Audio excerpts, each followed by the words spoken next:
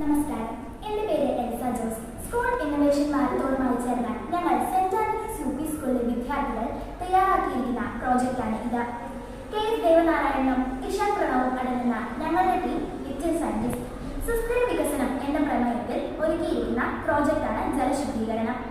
കുറഞ്ഞ ചെലവിൽ ജലം ശുദ്ധീകരിക്കുക വഴി കുടിവെള്ള പ്രശ്നത്തിന് ഒരു പരിഹാരം കണ്ടെത്തുക എന്നതാണ് ഈ പ്രോജക്റ്റിന്റെ ലക്ഷ്യം.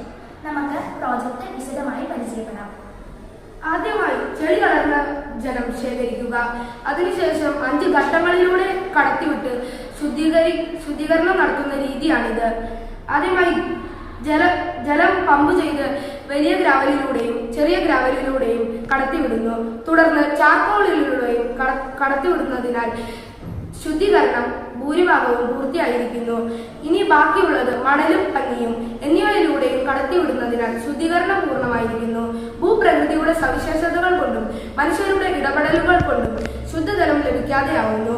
ആ സാഹചര്യത്തിൽ ഈ സംവിധാനം കൊണ്ട് നമുക്ക് ശുദ്ധജലം ലഭിക്കുകയും അത് ഉപയോഗിക്കുകയും ചെയ്യാം. ഇനി നമുക്ക് പ്രവർത്തനം കാണാം.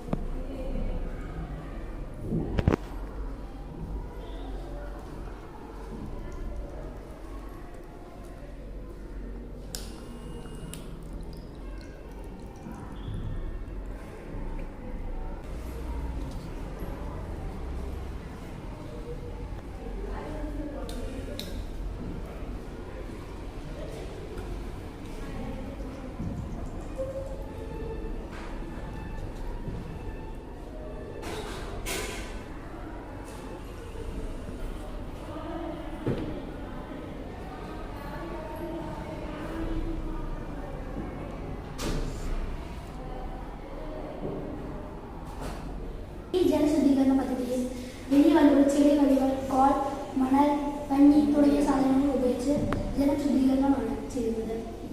ഈ പ്രക്രിയ സാധാരണ ചെറുകിട കമ്പനികളുടെ മാലിന്യ വെള്ളം ശുദ്ധമാക്കുന്നതിന് ഉപയോഗിക്കാം.